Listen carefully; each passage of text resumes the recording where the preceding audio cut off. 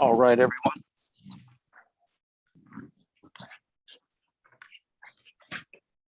So we'll get started again. So I want to go back to where I started in the introduction and go back to the four motions. And I will once again go through these one by one. We have motion one that was presented by Senator Polanco. Is there a second to that motion? Second. So we have a second. Is there any discussion of this motion? Okay, can I ask for Commissioner Garston? Mr. Chair, isn't this perfunctory? Like, aren't we obligated to do this? And therefore, isn't it kind of redundant and just voiced and just sort of breathy and not really necessary? Senator Polanco is the author of the motion. Do you want to address that? Yes, I think it's very important that we go on the record. This is not these are not times for us not to be real clear on protecting and advancing the the Federal Voting Rights Act. I mentioned the California as I was the author at the state legislature, but this particular act is at the federal level, and we must adhere to it, and we ought to affirm ourselves to do so. Thank you, Senator Polanco. Senator Katz, are you discussing the current motion? I appreciate the promotion, but it was Assemblyman. Sorry. But I do appreciate that, Mr. Chairman. And no, I'd just like to join with what my friend and former colleague, Senator Polanco said. You know, if we're doing nothing else in this reapportionment, we've got to enhance what's left of the Voting Rights Act while we can. And we're fortunate that we have a California Act as well, but we've got to, increase opportunities, comply with the act. And that's really what our mandate is here. There's we've heard a lot of testimony from a lot of very concerned people and a lot of very interesting comments. We are, limited by what the Voting Rights Act says we can do and should do. And I think this motion makes it very clear that protected classes are going to be not only protected, but if there's a way to, if the numbers dictate that protected classes do better, we want to make sure that's realized, but that's what the data says. Thank you. Is there any? And actually, though, my point, Commissioner Katz, is that we are mandated to do this. Right.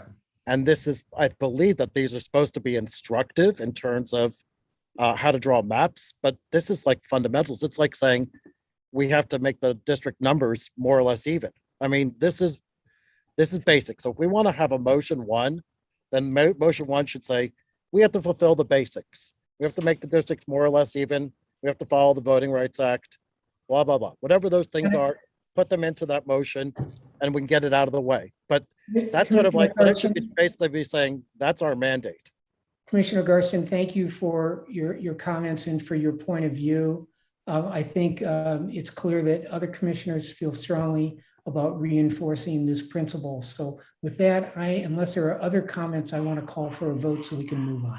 Mr. Chair, if I could, I'll be quickly because I know it's a long night, but to Mr. Gerson's comment, I think what Senator Polanco's motion does, I think it covers the basics. I think that's the point, is that what we're intended to do in terms of the Voting Rights Act is the basic fundamental of what we're about and what reapportionment's all about.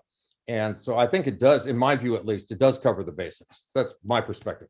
Yeah, thank you. So Commissioner Anderson's hands up. Yes, Commissioner Anderson, could we bring down the screen so I could see thank you. I would just say to the previous points that given the fact that the Voting Rights Act has been gutted in so many parts around our country, I think it's imperative for us to be explicit that our disposition is and make sure the VRA is intact. For all protected classes, for people who have fought and died for the VRA to be in place, it is explicit for us to make sure we say it, we make it clear to anyone when they look at the record that we said this. Thank you, Commissioner Anderson. So seeing no other hands up, I want to ask for a roll call vote. I think Commissioner Martinez. Oh, I'm sorry, Commissioner Martinez. Thank you, Mr. Chair. I was actually just going to go ahead and echo what Commissioner Anderson just stated, and I appreciate Senator Polanco bringing up the reaffirmation of these values for this body. So with that, I do go ahead and wanted to call the question. The question has been called, so can I ask for a roll call vote? Chair Fred Ali, Yes. Vice Chair Sonia Diaz, Yes. Vice Chair David Hune, Yes. Commissioner Pastor Edward Anderson, Yes. Commissioner Alyssa Barrett, Yes. Commissioner Charisse Bremond, Yes. Commissioner Maria Brenes, Yes. Commissioner Dennis Kanya, Yes. Commissioner Rocky Delgadillo,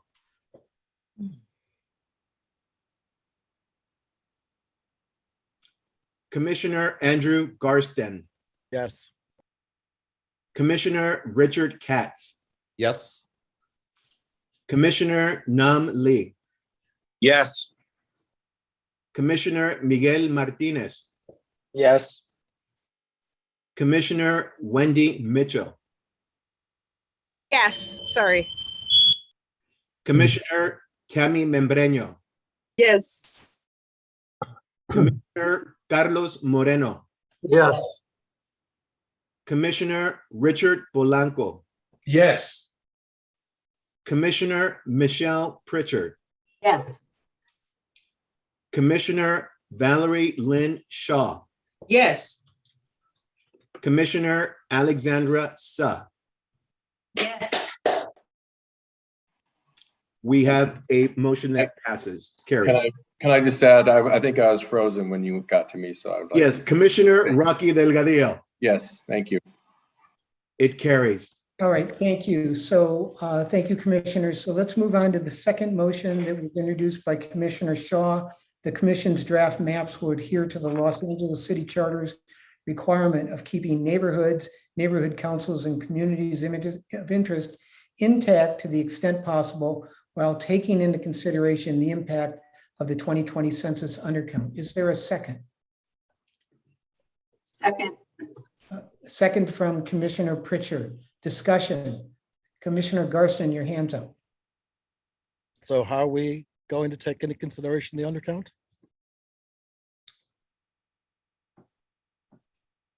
Is your question, are we going to? It's Or as part how of this are we going- motion, and I was just explained how we can't do anything with the undercount at all, except the fact that if we have deviation from the median, that we could chalk it up to the undercount. This is not taking the undercount into consideration.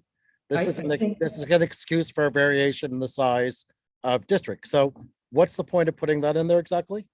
I think that Executive Director Cardenas did a very good job of covering the undercount issue. Deviation is, using our deviation, as was pointed out, is a way to take the undercount into consideration. So I think that's the answer to your question. No, Commissioner. that's not what Commissioner Barrett, please. Frank said. I'm sorry, excuse me, Chair. The Executive Director said that a deviation can be explained. It's an excuse is the undercount. That is not taking the undercount into consideration. If you want to use the word correctly, then use the word excuse. Like we can excuse our variation in counts because of the undercount. But that's not taking the undercount into consideration, which apparently we can't do at all until October, and maybe not until a year from now to have anything definitive. Commissioner Garston, with respect, I take your comments. I disagree with you on this score, but I appreciate your comments. Commissioner Barrett. Thank you, Chairperson Ali. I would like to just raise one of the issues that was included in the Region 4 memo with respect to keeping neighborhoods together. We specifically named a desire to include commercial corridors and other major engines for economic development, making sure to include both sides of those corridors in a district. So for example, there was testimony in Valley Village about this issue. In Thai Town, there was testimony. In Koreatown, Eagle Rock and Highland Park mentioned this issue. Hollywood has now mentioned this issue. Over and over again, hearing either in connection with pre-pandemic improvement projects or the need for post-pandemic support. So I wonder if the interregional group would accept a friendly amendment to incorporate that concept. Commissioner Shaw? I'll leave it open for discussion. I don't know what- Any discussion from other interregional group members? Commissioner Diaz?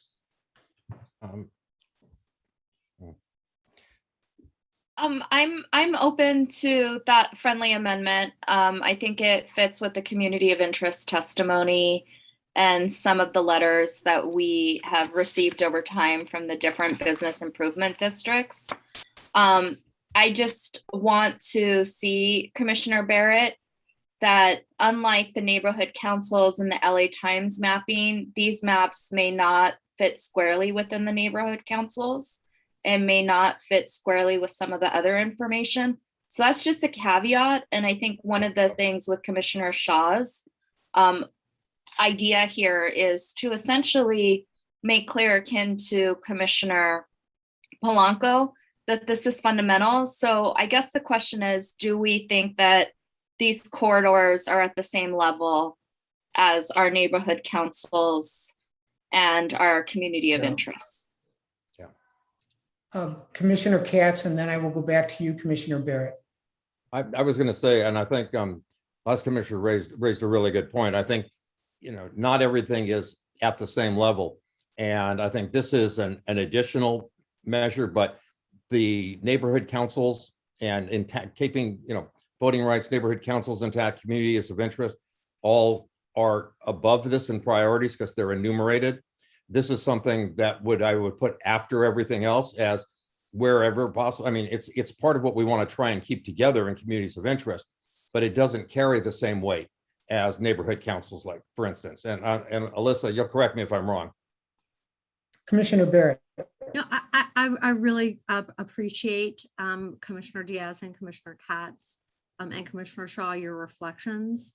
I'm wondering, one of the compromises that we reached on another principle around concerns over climate change was that those should be addressed, but not at the expense of.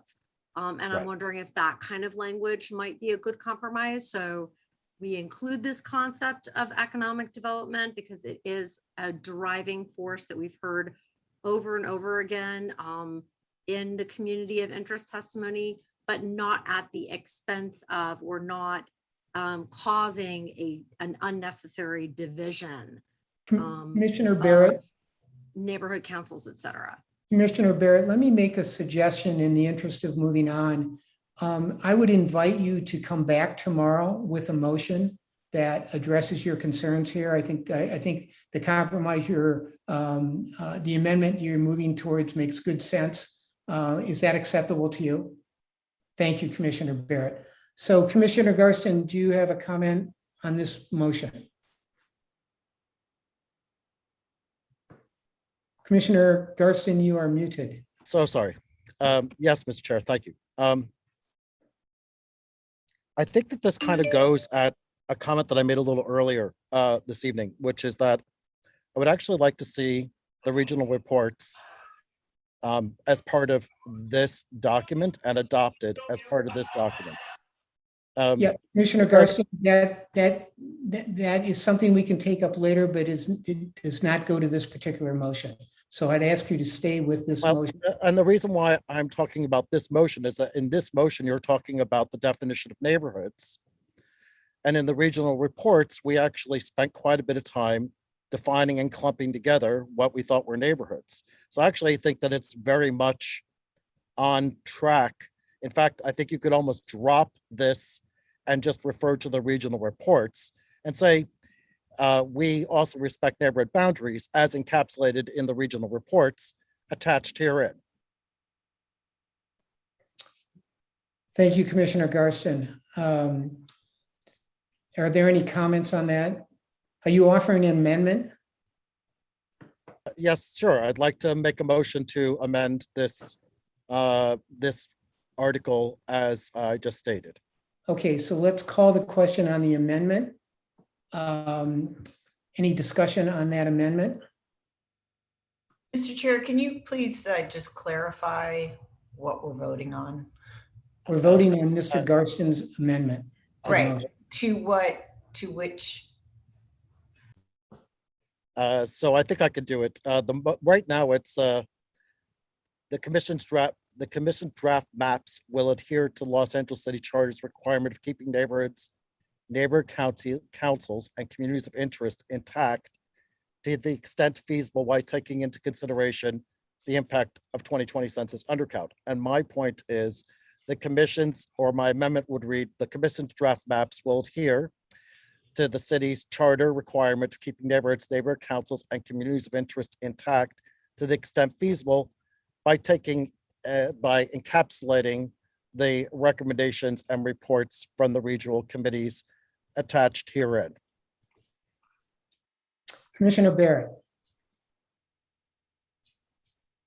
I'd like to move forward. This is Commissioner Shaw. I'd like to move forward with what I proposed. Commissioner Barrett, did you have a comment? I was just gonna suggest a compromise between what's on the table and what Commissioner Garstin has suggested, to say that the language of the current motion would stay as is with one additional phrase. So after the comma, while taking into consideration the impact of the 2020 census undercount and incorporating the specific references made in the regional reports. Fine.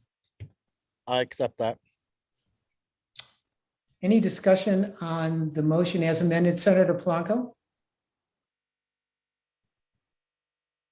I would ask that we table the motion, have, as recommended by the chair, come back tomorrow with a motion, and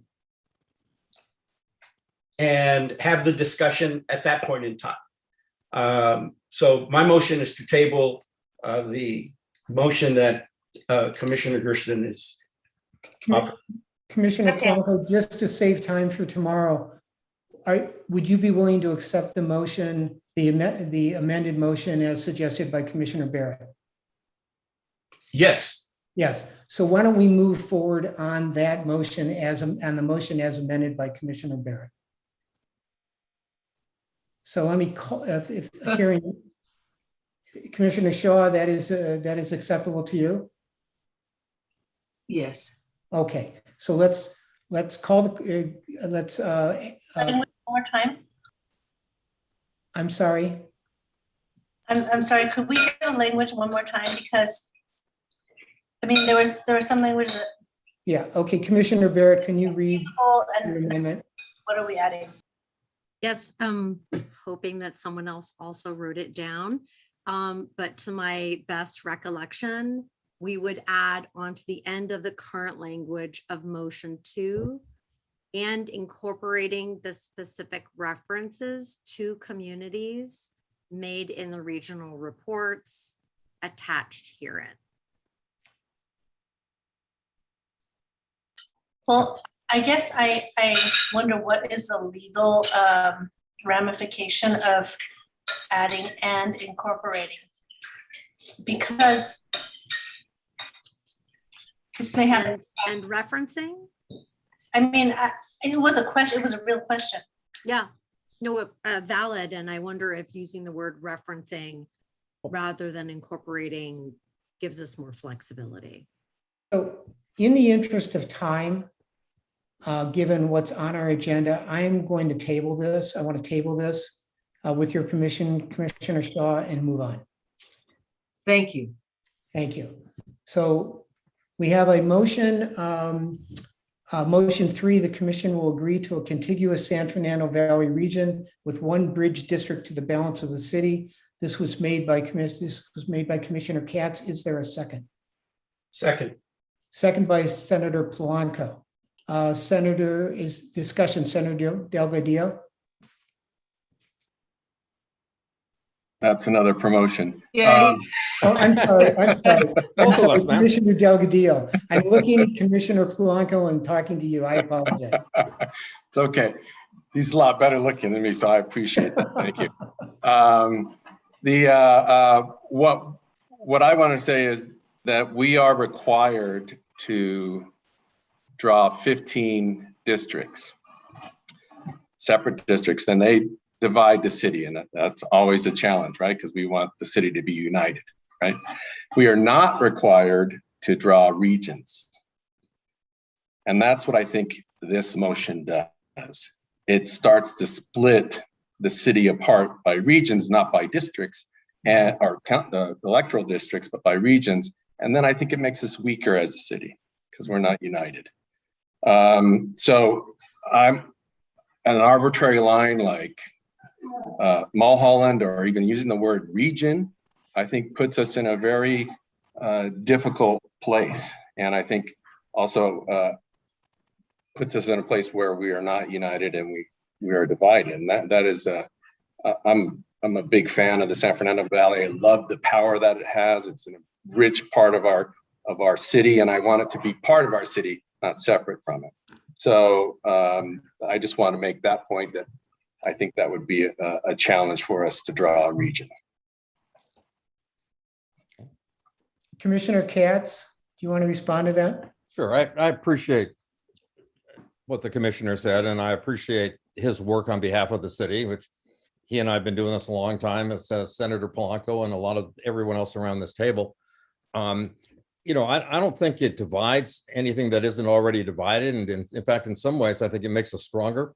You know, there's always a tension when you have districts that lap, you know, over Mulholland, however you want to draw them, because, you know, the needs and the situations are different. It doesn't mean one's better than the other, they're just different. And I think the ability of the Valley to have council districts within the Valley, much like the rest of the city has council districts within that city, just makes everybody stronger and puts everybody on an equal footing. And I think if anything, I think it moves us towards where I know Rocky wants to go as well, which is a more unified, stronger city, sort of LA against the world kind of thing. And I think we're better positioned to do that. I appreciate his position. I think we're better positioned to do that with this motion. Thank you, thank you, Commissioner Katz. Commissioner Polanco. Yeah, I'm in support of the motion. We heard a lot of testimony about wanting to keep the Valley. Mulholland was talked time and time again, given in testimony. And so I think this motion would be in order and in the furtherance of. Commissioner Garstin. Well, we have a very similar motion next that we're going to be considering. And in fact, I think that the testimony was just as compelling about Koreatown as it was about the Valley in staying whole. And yet practicality has made us put down something very different for Koreatown than what we put down for the Valley. And I think that there should just be a little bit of a caveat wrapped around this, even though the intention is to honor the will of the people that live in the San Fernando Valley and try to minimize split districts, districts that cross between the Valley and the West Side, so on. I think that saying as feasible or if feasible and tagging that on, and I would like to make a motion to amend this motion, would be constructive. It would help give the districting commission some flexibility. I think right now there's one particular council district that may be extremely impacted by the way that this is read right now, and that by putting in if feasible, it gives that council district a little bit of wiggle room. And I think it would serve everybody's benefit going forward if we just soften this up a little bit. Commissioner Katz. Yeah, we have, you know, I think it's softened already by the fact that the region highlighted a council district that would go out of the Valley following the transportation corridor of the 101 freeway already. So we already have that in here. I don't see the need to put any additional language in that would weaken what we're doing. I'd oppose the motion. Any other comments? I'm going to call the, I want to ask for a roll call vote on the motion. Chair, Mr. Chair, I guess that was my amendment not seconded? I'd like to give an opportunity. I for did my not hear a amendment to be second to your amendment. Or to you, yeah, to your amendment. Does anybody want to second my I would amendment? second it. I would second it. Thank you. Okay, so we'll have a vote on the motion as amended. Roll call vote. Vote on could the we- amendment. It's a vote on the amendment. Could we have someone restate the Excuse me, vote on amendment the so that Let we me knew what try we're- to try to sum up what Garston had said and see if this amendment motion is aligned with what you're hoping for. So for motion number 3, we have the commission will agree to a contiguous San Fernando Valley region with one bridge district to the balance of the city, if feasible. Is that how you're hoping the language would be, Commissioner Garston? If feasible, as feasible, however it would read right correctly, but yes. Okay. I would say if it said with one bridge district to the, if where it says, Alyssa, as you had said it, with one bridge district that follows that transportation corridor, if feasible, I'm fine with that. So with the current motion, there is no specified transportation corridor, Commissioner Katz. It just reads that there would be one bridge district to the balance of the city. And I think that goes towards the softening aspect that Commissioner Garston speaks to, but I'm happy to make more amendments to it. Well,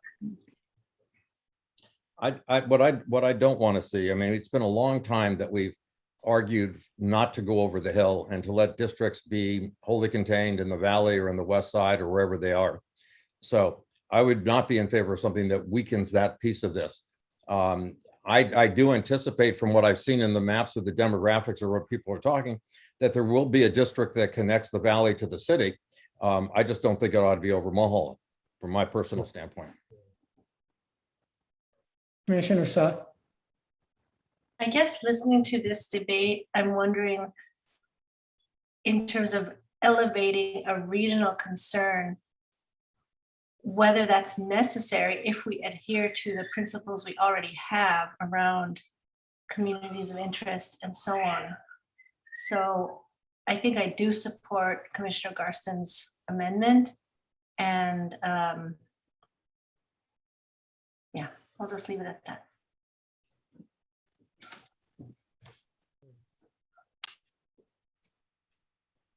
Is there any other discussion on the motion? Commissioner Kanya. Commissioner Kanya. Thank you, Chair Ali. Thank you, Ariana. I just want to clarify one of the comments from Commissioner Katz. He talked about a bridge district that would connect the valley to the city. To me, as a representative from the valley, that is, of course, the city. And so I hear Commissioner Delgadillo.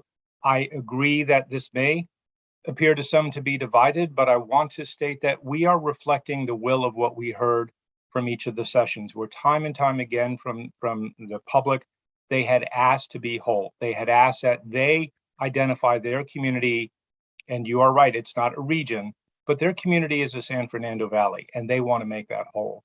So I oppose the amendment. I support the original proposal. Mr. Chairman, I'm sorry. Yes, go ahead. I would say in closing, I just point out that the valley is 38% of the city, which equals 5.7 districts, not just 5. To have 5 totally within the valley with only one bridge seems to me proportionate and equitable. And that's what I think we're trying to get done here. But, that's why I think, and I think the motion was drafted originally with that in mind. So any other comments? Okay, let's have a roll call vote on the motion. So the roll call vote here would be on the amendment to the motion first. If the amendment passes, then we take a vote on the underlying motion as amended. Thank you for that clarification. So this is the roll call vote on the amendment. Chair Fred Ali. No. Vice Chair Sonia Diaz. No. Vice Chair David Hune. No. Commissioner Pastor Edward Anderson.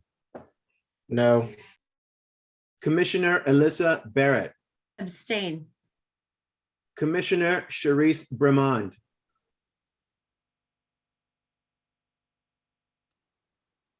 Commissioner Maria Brenes, No. Commissioner Dennis Kanya, No. Commissioner Rocky Delgadillo, Yes. Commissioner Andrew Garston, Yes. Commissioner Richard Katz, No. Commissioner Namle, No. Commissioner Miguel Martinez, No. Commissioner Wendy Mitchell, No. Commissioner Tammy Membreño, No. Commissioner Carlos Moreno, No. Commissioner Richard Polanco, No. No. Thank you. Commissioner Michelle Pritchard, No. Commissioner Valerie Lynn Shaw, No. Commissioner Alexandra Suh. Yes. Amendment does not carry. Okay, thank you. We have a fourth motion, our final motion. The You have to commission vote will- on, we have to vote on the motion. You have to vote on the motion, underlying motion. I'm sorry. So we'll now vote on the original motion. Commissioner Fred Ali, Yes. Vice Chair Sonia Diaz, Yes. Vice Chair David Hune, Yes. Commissioner Pastor Edward Anderson, Yes. Commissioner Alyssa Barrett, Yes. Commissioner Sharice Bremond, Commissioner Maria Brenes, Yes. Commissioner Dennis Kanya, Yes. Commissioner Rocky Delgadillo, No. Commissioner Andrew Garston, No. Commissioner Richard Katz, Yes. Commissioner Namle, Yes. Commissioner Miguel Martinez, Yes. Commissioner Wendy Mitchell, Yes. Commissioner Tammy Membreño, Yes. Commissioner Carlos Moreno, Yes. Commissioner Richard Polanco, Yes. Commissioner Michelle Pritchard, Yes. Commissioner Valerie Lynn Shaw, Yes. Commissioner Alexandra Suh. No. Motion passes. Thank you. So we have a fourth and final motion. The commission will agree to reduce the current council district splits of Koreatown. This was offered by Commissioner Pritchard. Is there a second? Second. Second by Commissioner Polanco. Is there discussion? Commissioner Garston. Commissioner Garston? So why does Koreatown get treated differently by this commission than the Valley? Commissioner Pritchard, do you want to respond to that? Yes, well, let me try. Thank you for the question. We received so much powerful and compelling testimony around Koreatown in all of our public hearings and in written form, and again this evening. The district is currently split between several council districts, and this interregional, our ad hoc from Region 3 made a strong recommendation to try to place it in a single district. Our interregional ad hoc accommodated and wants to adhere to that request, but we allowed some room by saying we want to reduce the splits. Ideally, we get it into one single district, but recognizing all of the things we have to balance, we settled on saying that the commission will agree to reduce the current splits in Koreatown. And I respect that, but I think that you could have said the same thing with regards to the Valley. There are a great deal of mechanical aspects to what we need to do. And you seem to be very cavalier in dismissing the Koreatown community and boosting a Valley community. And I wonder why. Thank you, Commissioner Garstin, for your comments. Thank you for your response, Commissioner Pritchard. Are there any other discussion points on the motion? Commissioner Kanya.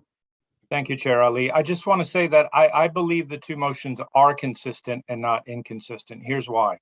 Is the underlying reason that we are making these motions is from what we heard from the community. In Commissioner Katz's proposal, it is we heard that the San Fernando Valley wishes to be whole. They define not just Lancashire Boulevard or Topanga Canyon, they define the San Fernando Valley as their community. Similarly, as you heard, Commissioner Garstin, throughout all the hearings, we had representation from the Koreatown community that they wanted to be whole. I do not view these as separate. I view these as one and the same in terms of listening to what the community has asked for. Thank you, Commissioner Kanya. Is there any other discussion on the motion?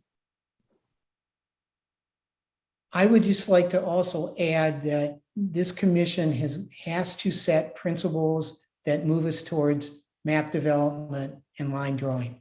And the last two motions are principles that move us in that direction. There may be disagreement on those principles, but we have to move forward. So seeing no other hands up, can we have a roll call vote on the motion? Chair Fred Ali. Yes. Vice Chair Sonia Diaz. Yes. Vice Chair David Hune. Yes. Commissioner Pastor Edward Anderson. Yes. Commissioner Alyssa Barrett. Yes. Commissioner Sharice Bremond. Commissioner Maria Brenes. Yes. Commissioner Dennis Kanya. Yes. Commissioner Rocky Delgadillo. Yes. Commissioner Andrew Garstin. Yes. Commissioner Richard Katz. Yes. Commissioner Nam Le. Yes. Commissioner Miguel Martinez. Yes. Commissioner Wendy Mitchell. Yes. Commissioner Tammy Membreño. Yes. Commissioner Carlos Moreno. Yes. Commissioner Richard Polanco. Yes. Commissioner Michelle Pritchard. Yes. Commissioner Valerie Lynn Shaw. Yes. Commissioner Alexandra Suh. Yes. Motion passes. Thank you very much, commissioners. I'm now going to move us on to the next part of our discussion, and this will involve a presentation by Paul Mitchell from Redistricting Partners. I want to note that the question came up. I think this is the second time I want to try to clarify this. The question came up by one or more members of the public regarding the authors of the maps that are being discussed today.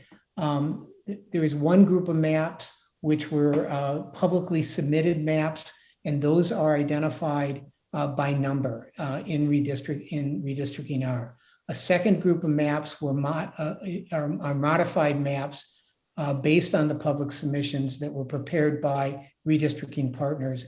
The third set is a set of maps that were prepared by staff, and the author of those maps was Executive Director Cardenas with some consultation with Redistricting Partners. So I wanted to once again try to provide that clarification. So Paul, I want to turn the presentation over to you. Thank you for joining us. Thank you for having me, Fred. I'm going to go ahead and share my screen and go through a PowerPoint that will look at these at the map development process and some zoom in looks at where we saw differences between different publicly submitted plans in some of the key regions that you were just discussing, and then go through the draft plans. And I'm happy to, at your request, Chairman, take any questions or participate any way I can as your consultant in this districting process. So just to give a start here, I think it's really important to stress that the work that we have in front of us is a product of the public. Everything that you're going to see today had its starting point on the publicly available mapping tool. If people have not already gone on the site to draw draft maps or either full plans or partial plans, there's still opportunity to do this. The members of the public have the opportunity to draw communities of interest or full partial plans. We've had over 100 submissions from the public, and these public maps are driving our discussion tonight. On the districtor website, which is available from the LA Redistricting Commission's website, you can see plans and you can see their overlapping neighborhoods, either the LA Times neighborhood boundaries or the neighborhood councils. You can also see the overlapping council districts as you're drawing plans. You can actually use the density of Latino, Asian, or African American citizen voting age populations from the census block level to guide or at least inform you in the process of drawing lines. And you can see data tables for your submissions to not only look at the total population of each of your districts, the potential deviation, but also the composition based on categories of ethnicities that you have the ability to choose. We've converted over 125,000, or actually 125,000 district and both partial plans and full plans into our Atlas format. The Atlas format begins with a cover page that gives you the overview, just kind of stepping back, looking at the overview of the districts. It also provides for each of those plans a data table with the total population, the deviation, which is at the individual district deviation is the amount that district is off from the ideal population. The total plan deviation is the distance between the most underpopulated and the most overpopulated. So that data is in this table, along with ethnic breakdowns and the citizen voting age population breakdowns for each district that is drawn by the public. And then each of these has all 15 districts with individual district pages. It's worthwhile to note that people drawing in the districtor tool might make little mistakes or might have edges of districts that are wrong or non-contiguous parts. We, in the public submission, those 125 plans have been posted. We have not made any changes to those. So any of those little potential errors might still be in there as a result of when they were drawing the lines, maybe they missed a census block or something. But those, even with the errors or big deviations, are still valuable parts of the public process. We have posted, and it's with the agenda on the website, 3 map packets the public can download. And I can tell already that there have been a lot of downloads of these packets. The first packet is those public submissions from the 125. We selected 5 of those public submissions that were brought up in the interregional group and reflected much of the regional composition that was coming out of the interregional group. And we have those in that 17-page format. We then went into those plans and made modifications to those in order to get them to align better to the regional configuration. This allowed us to fix any of those technical errors and make sure that the districts were kind of properly aligned in that interregional concept. We make those clear that these are modified public submissions. So we hope that they still carry with them the kind of DNA of the public submission, but merely have some adjustments around the edges in order to make those contours fit with what the interregional group wanted to see. And then finally, the redistricting partners' drafts and staff plans are based on the public plans. So we didn't do any plans where we kind of cleaned the slate and drew new maps. We drew plans based on what those public submissions were. And then those were drawn both by us and then by staff. In addition to those, there's a report that has been made publicly available. this is kind of like the, the Cliff Notes version of the maps. It shows a small thumbnail of the map. And more importantly, in this context, it shows things like which configuration it meets, and is it a complete plan? What is it contiguous? What is its deviation? And then there's a section in that identifies the number of neighborhoods that are whole. Now, I do want to flag something in this regard. The number of neighborhoods whole is a little bit complicated by the fact that we are having some commissioners and some members of the public utilize the LA Times neighborhoods, or others trying to draw districts to be coterminous with the neighborhood councils. By definition, anytime one person makes a district coterminous with the neighborhood council line, they're probably splitting the LA Times line and vice versa. And so given the fact that these sets of lines have small differences all over the map, it's very hard for us to have one clear definition of how many neighborhoods split. So we can look in the future at how to maybe better articulate these issues. There are also a lot of neighborhood splits that were like a place with zero population. And so we want to figure out in the future to maybe a way to better articulate and weigh plans against each other based on that neighborhood split characteristic. To discuss again the process that we used to get here, we had the public mapping tool running the entire time that the ad hoc committees were meeting. And so prior to the first ad hoc group, we already had, I believe, at the first ad hoc group already had 27 public plans, I think. Those public plans were reviewed and those priorities were discussed, and then regional groups released those at the September 13th hearing. The memos, if people want to go back and look at them, really do provide the blueprint as to how we got from the public submissions to the draft maps, as they identified those regional priorities, interregional priorities, and things to look at within each region. The interregional subgroup was created after that ad hoc committee was disbanded in order to review and recommend some elements of the regional approach that we've been talking about today. To facilitate the map creation process, the interregional group came up with essentially with two concepts for the regional boundaries. They're very similar. And they reflected these shared goals from each of the regional memorandums.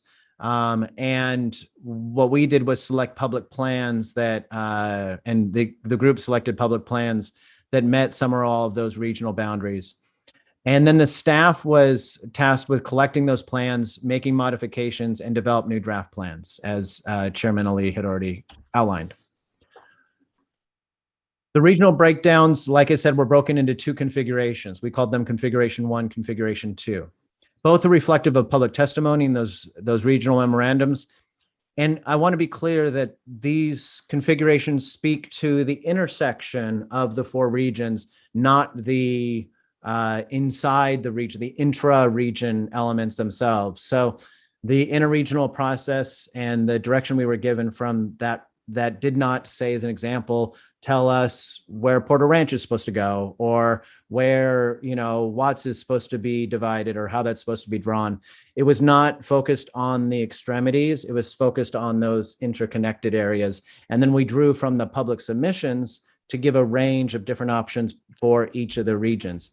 And that's something I'll get to at the end. But since we have these two configurations, if the public was to go to any of the modified public plans or any of these draft plans and identify a plan that's based on configuration 1, it would have roughly interchangeable parts with other plans that are based on the configuration 1.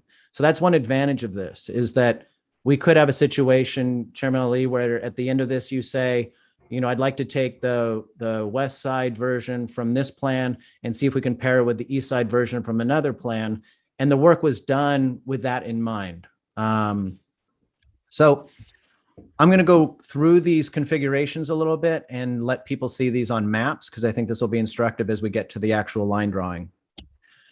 The Mulholland Boulevard break for the San Fernando Valley This was something that was fairly universal in all the discussions, with the idea of having a single exit. And I believe a consensus was developed around having that single exit be on the east side. That bridge largely is kind of a 101 connector. The idea would be that the population could come in towards Los Feliz and could go south, and it could go east. There was pretty good consensus about it not going west. That would essentially violate that idea of only having one bridge out of the San Fernando Valley. This would allow for some kind of an idea of like an entertainment district coming out of Studio City. With Koreatown, this is actually a very interesting part of the map. People who've watched redistricting in the city of LA for a long time have known about this issue, and it's something that's been coming up a lot. Obviously, inside and outside of the commission process, even years back, you would hear people talk about this. And we have on the map right now, the map of Koreatown from the LA Times mapping project. We also have a neighborhood council, which obviously is a little bit different in its construction. It's narrower and taller and has the kind of wings of the Wilshire Center Koreatown Neighborhood Council. And then there was a submission by the members of the community as to an alternate boundary for Koreatown Community of Interest. So again, when we now have 3 sets of boundaries, there will have to be some discussion about what is the thing we're trying to keep whole. And that will be part of what the commission will have to grapple with. The configuration 1 set out on Koreatown, suggesting that the western boundary of Koreatown would be the western boundary of the region. And that Koreatown, the southern boundary or just south of it, would be where that would be kind of the beginning of Region 1. There was also a strong desire to keep the downtown whole and with a district on the east side, maintaining a border at Washington Boulevard. The other element of that was a willingness by members of the interregional group to have Staples Center and that surrounding area be maintained in a region to the south. By virtue of that southern boundary of the San Fernando Valley, we also are creating the northern boundary of the west side. That block to not have population come east coming out of the valley creates that northeastern boundary, and then that area coming up from the south creates a southern boundary, essentially allowing for potentially a district that would wrap around the Beverly Hills area. One last small configuration piece was to not cross this connector along 63rd Avenue. And if members of the public have a better name for that, I would appreciate it. The summary of these are that in configuration 1, we preserve Mulholland as a boundary for the San Fernando Valley, and by that nature, a northern boundary for the west side. Bridge via 1 pathway into the Hollywood portions of and into portions of Los Feliz. Keep Koreatown whole and in a district with the eastern region. And the western region can wrap around the Beverly Hills area and connect essentially to all of the 3 regions. So it is everything is touching in that way, and no crossing of that 63rd Street connector. Now, the configuration 2 structure is very, very similar with some small changes. Again, it maintains the San Fernando Valley dividing line at Mulholland Boulevard, but it attempts to go a little bit further east and really sees itself as having a pathway that comes across not only the 101, but also the 5. I think a lot of Angelenos know when you're driving down the 5 and you're coming out of LA and then you're coming back in towards Griffith Park and Atwater Village. That is a connection, but it's not contiguous. So from a redistricting perspective, we would still have to have a 101 connection, but the feel of that district might be that it's being connected by the 5 as well. But with that further eastern nature of it. Again, not going back west, not doubling back on the along Mulholland, and that the district could come further down and incorporate the entirety of Los Feliz in this configuration. In Koreatown area, we see a different relationship to Koreatown in configuration 2, with a potential dividing of it at 6th Street. So that is another change in the nature of configuration 2, but it also then maintains that corridor, a blocking of that corridor along 63rd Avenue. So areas from the south are not bridged to go in and say, take Westchester or go in towards the beach cities. Overall, configuration 2 summary is very similar. The Mulholland Boulevard, one bridge, but a little bit further east, maintaining the northern boundary of the southern region, the current northern boundary, with a division of Koreatown at 6th Street. Western region the same, and 63rd Street connector the same. Now, to explore a little bit deeper about how these neighborhoods interact with the draft plans, actually with the public submissions, I want to look at some of these public submission elements, honing in on, to begin, Koreatown and downtown. So as you can see, Koreatown, I have three polygons here that reflect the different types of communities that are defined by different agencies: the public submission, the neighborhood council, and the LA Times. And then I have the downtown boundaries, both the neighborhood council and the LA Times boundaries. And as you can see, the South region wants to have these boundaries protected in this manner, where the second configuration has it in this manner. When we look at some of the plans that were submitted by the public, we can see this plan. People can look it up. When we say these IDs, I think it can get confusing. If you go into Districtor and you click on any plan, they all have an ID. If you are looking at any plan in the Districtor and you've got the map up and you're looking at it, you can just change the numbers in the URL to one of these other numbers and it'll go straight to that other plan. But plan 44453 has the Koreatown district boundaries, the district boundaries that go and take Koreatown, roughly following the neighborhood council, but not exactly, and not exactly the LA Times, not exactly the community of interest testimony version.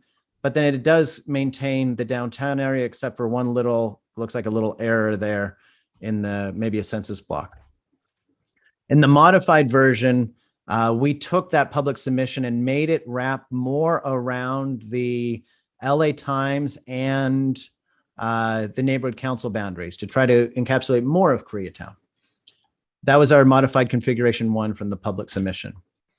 In public submission 42477, both the original and the modified, we have this nature of a district that goes towards the east side. In both these cases, these districts go towards the east side and then up into like Silver Lake, Los Feliz, and that area. In configuration 2 of 42477, we take that same relationship of the district that goes up towards Silver Lake and Los Feliz and potentially Eagle Rock, I don't recall. And we take the 6th Street boundary and we take that south. So that's a way you can see the difference between a configuration 1 idea and a configuration 2 idea. 34839, another public submission. This is configuration 1 with a district that goes Koreatown to downtown and then still maintains those areas whole. In a configuration 2, we split it 6th Street and go down. Now, this district 34839 is a little different, but I just wanted to show that relationship. And again, 38448, the modified configuration 1 does that idea of Koreatown downtown, and then again, keeping them whole. Configuration 2 of 38448 goes up and splits Koreatown at that 6th Street and takes it to the south. So in addition to the Koreatown downtown relationship, there's also this Mulholland Boulevard relationship. And again, I think it's worth taking the time and looking at how public submissions viewed these because they should be the basis upon which we develop our own plans. So the Mulholland Boulevard and the going into Los Feliz area, into the Hollywood area, you can see 38439 with a district that goes along, say, Ventura Boulevard, and then comes down and crosses into the Hollywood Hills, and then goes Hollywood Hills, Griffith Park. 38488, same kind of configuration, but look how the exit out of the valley got really narrow and then comes out. That was more akin to what the configuration 2 was looking for, a narrower exit out of the valley. 42477, again, another relationship between the valley and going in towards the Hollywood Hills, but potentially a little bit more of a westward movement here as you were crossing into taking some of the Hollywood Hills. And then 44453, again, the narrower pathway out and not as much of that Hollywood Hills area. So with all of that, starting with the 125 public plans that were processed and analyzed and are up on the website, to the 5 or so public maps that became modified public maps and are on the website, we then went into a process of trying to develop some draft plans, looking both at the range of options that were from the public submissions and also listening to the community of interest testimony and feedback from those regional groups, and developed our Redistricting Partners Draft Plan A1. So A means it's the first map we created, the letter A. 1 means it's based on configuration 1. So again, this becomes somewhat modular with any of the public draft modified plans that ended in that were identified as being modified number 1. The Redistricting Partners Draft Plan B2, based on, you can see the ID numbers these were based on. The first one on 44453, the second one on 42477. Staff Plan Draft C1 was modified version of that same first version that we created, that A1. So C1 and A1 are based on the same base map, and D2 is also based on that base map. And again, there's this interchangeability that I think should be explored as commissioners start to see things they like and don't like, and members of the public. I don't want anybody to feel like these draft maps are somehow set in stone. They are this is a process, an iterative process for us to come to some draft map in the coming days. So Redistricting Partners Plan A1, I'm just going to go through these quickly. We can see the Mulholland Boulevard in a narrow exit. We can see Koreatown Hole at the bottom of this M district and going into the east. We can see the downtown boundary, this yellow, with a lip up where the Staples Center is. So we maintain that kind of boundary there. B2, we can see one thing just real quickly on the downtown boundary. If you keep your eyes on this downtown boundary and go to B2, you can see the downtown boundary actually drops a little bit there. You can also see that in the relationship to Koreatown, in B2, this district comes up and takes the southern portion of Koreatown. In this version, the beach cities are kept whole, and this purple district, this E, is kind of a wraparound Beverly Hills. And again, these districts up here in the valley and these districts to the south can be fully interchangeable throughout all of the plans.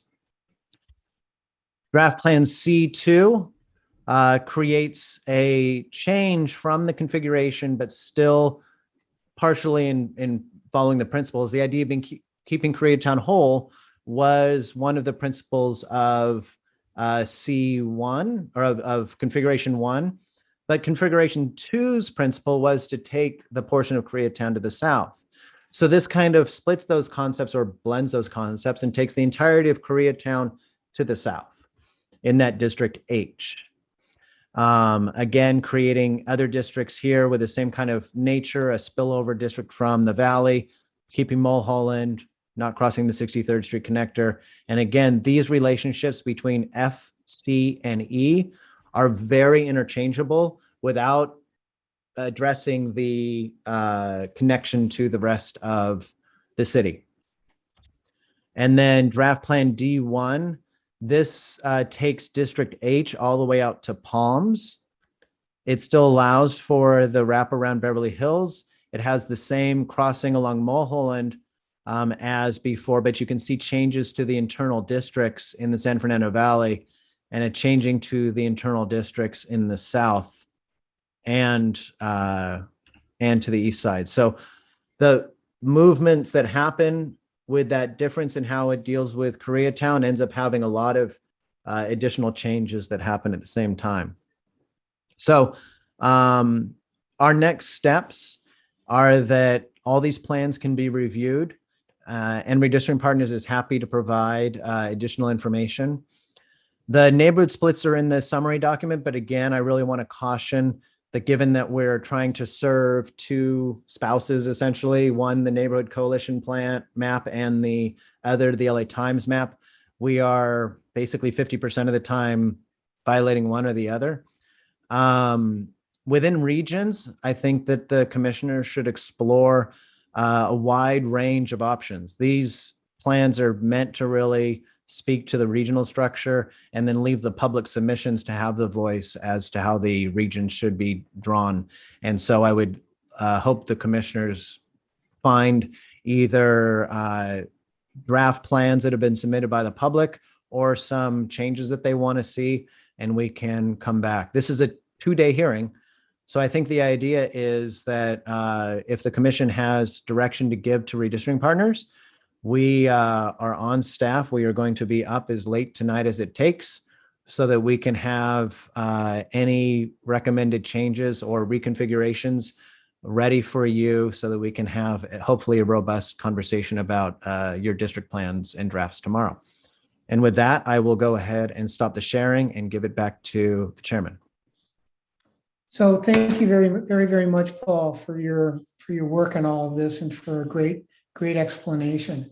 So I just want to emphasize something that Paul said a couple different times, and that is that these maps are made up of component parts, and those parts can be moved. So as we move forward in this process, I think that's a very important piece to keep in mind. I mean, the commission may decide to take one or more components from one configuration and combine it with the component parts of another mapping plan. So that's something, as Paul said, that should be explored. It's my hope that we can leave tonight's meeting having given Redistricting Partners and our staff some direction on how to move this forward into tomorrow's meeting.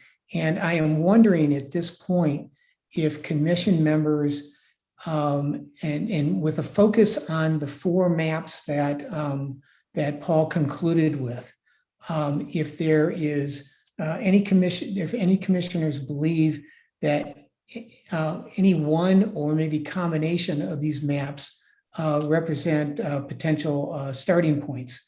And Frank, I would also, given the amount of time that you have spent on looking at maps, I would invite your suggestion on that as well. So Commissioner Diaz.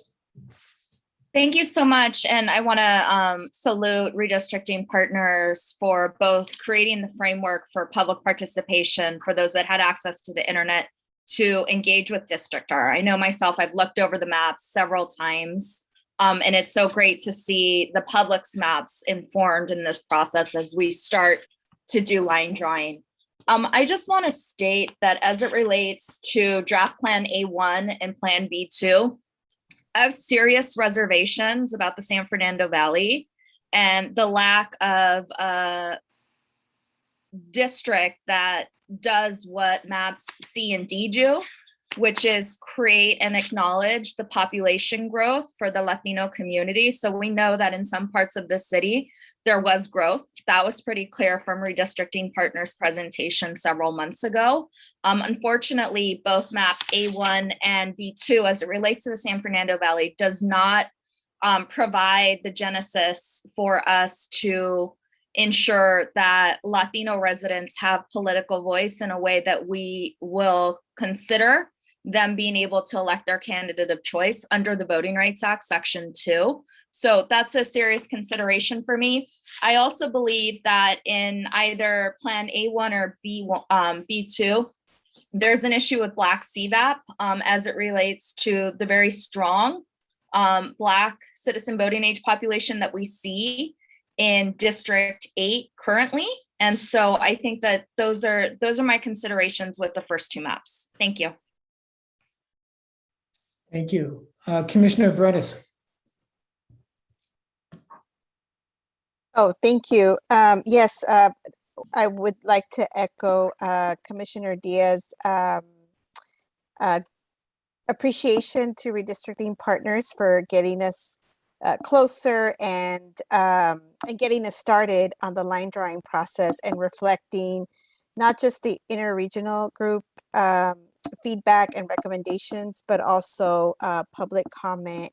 And I specifically wanted to touch on what I believe is map B2 and the Eastern region, as I participated in the ad hoc group with other of my colleagues on the commission. And I think, you know, it definitely reflects strongly much of the public commentary that we have heard to date. But I would ask Paul and your team if, in terms of the East Side unity, if we could figure out how to make it stronger. You know, when we look at specifically the neighborhoods of Boyle Heights, El Sereno, Lincoln Heights, Highland Park.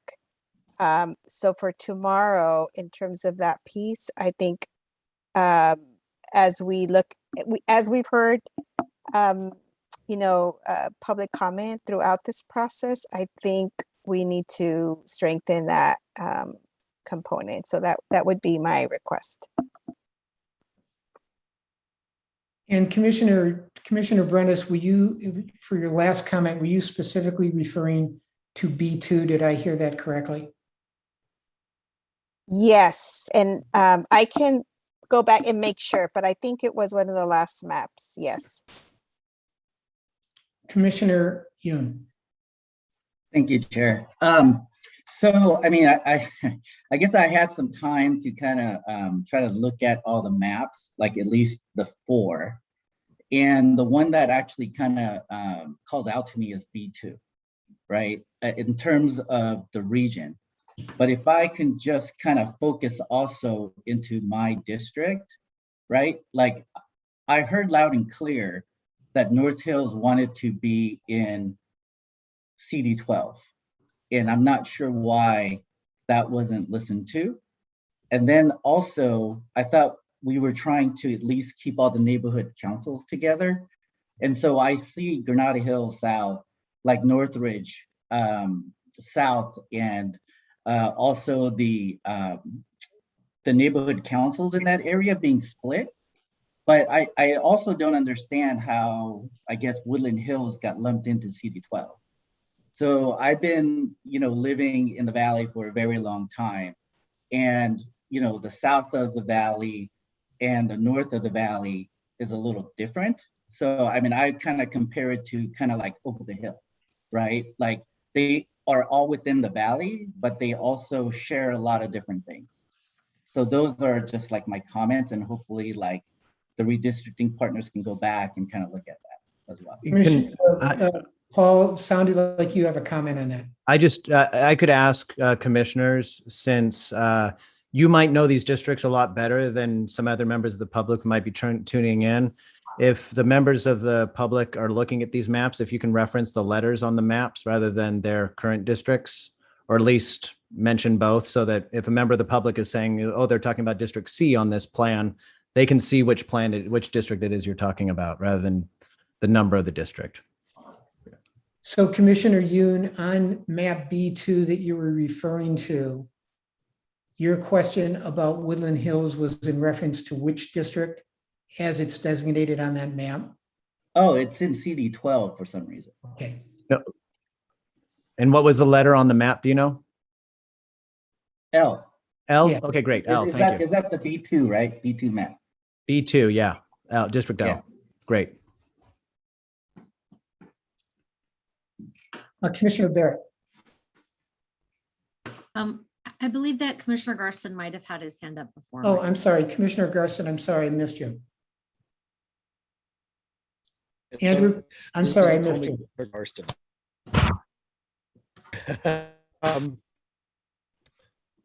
I think also do. Commissioner, I'm losing you. Can you start over again, or I'm having trouble hearing you? Is that just me or other commissioners? Yeah, I think the connection is a little bit choppy. He seems to be frozen. Oh, Commissioner, I see you moving now again, so could you start over? I Okay. think you missed Can the you first see me part. okay? Yep. Okay, so I was gonna tag on to Sonia and say that I think that B2 is a place that reflects a lot of the input that we've had in our region, and it's a good place for us to start from. I could see some tweaks that I'd like to do with it, particularly in the southern eastern corner, around, but and some of the southern borders. But in general, I think that we're on the right track there. Commissioner Diaz, I think you were making a different point. Correct. Do you want to clarify for Commissioner Garston and the commission? My point is that both the A map and the B map dilute the voting strength of Latino voters in the San Fernando Valley. And I'm printing out the data right now, and I believe that the same is also the case as it relates to the Black CVAP. And I say this recognizing that in Plan A1, there exists not a single city council district that has a majority Black CVAP, despite the fact that currently City Council District 8 does. And we've uniformly heard throughout our time on the commission the importance of Black political voice. And it does in B2, it's 54% in B2. Yes. And B2. All right, well, I'm still speaking for B2 on behalf of the communities that I feel like I'm representing. Thank you, Commissioner Garston. Harit, can you remind me and the commission how we are required to think about things like voter dilution and that sort of thing vis-a-vis the voting Sure. rights? So as I've said in my presentations to the commission should go about its work looking at neighborhoods, looking at the traditional criteria, looking at topographical regional boundaries, neighborhood councils, LA Times neighborhoods, all of those traditional criteria that we've been discussing. The data regarding the racial makeup of neighborhoods is available to you. And we would look at that data to see if there's any issues under the Voting Rights Act with any configurations that you're considering. But the primary driving engine should be the neighborhoods, should be the testimony, and then verifying that there is no vote dilution issues that would give rise to any issues under the Voting Rights Act. So I think that's the method of your approach, which has been to look at the testimony, consider everything folks have said to you, folks have submitted to you, the public MAC submissions, focus on those neighborhoods and communities, and then come up with configurations in that manner. And then we'll make sure that you have no issues or assess any risks of any issues under the Voting Rights Act based on your decisions there. Thank you, Harit. Commissioner Barrett, I think you were next, and then Commissioner Saad. Thank you, Chairperson Ali. Yes, but to the extent that Commissioner Diaz's comments are in alignment with motion number 1 that we approved tonight, then I would argue that they're not only consistent, but required for us to consider. Second of all, I want to sit with the map, so I can't say yet whether any of them feel like they got close to hitting it on the nose. Some of my challenge in grappling with the maps is that I'm spoiled by the wonderful tools that we had in the Districtor online that allowed us to compare to current city council districts, to see those LA Times overlaps, to see the neighborhood councils consistent with whatever version of motion 2 we eventually pass. And that also allowed us to look at some of the census demographic data of voting populations and see our percentage deviation. And so, for example, when I think about some of the concerns that were expressed for areas like District 8 and 9, that the 2011 redistricting process had cut them off from many economic engines, concentrating poverty without an opportunity for economic development and jobs, and also without the ability to address the impacts of gentrification. It's difficult to know how to grapple with some of the changes around the edges to what's being proposed without having access to that kind of overlay data. So I'm wondering if Mr. Mitchell could let us know more about what's possible for us to view as we're grappling with these weighty questions. Fred, is it okay for me to tackle that real quick? Yes, please. I was Okay. just going to call on you. Thank you. All righty.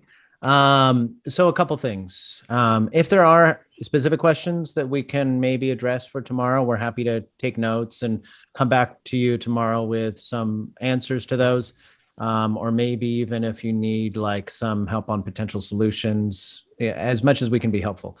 And then I think it's our thought that once we get a draft plan, and we're moving forward with a draft plan, even if after these 2 days you have a plan that you're going to be considering as a draft plan, we can work with the developers of District to get that loaded into their system so that it could be a layer that you turn on like the current council district lines.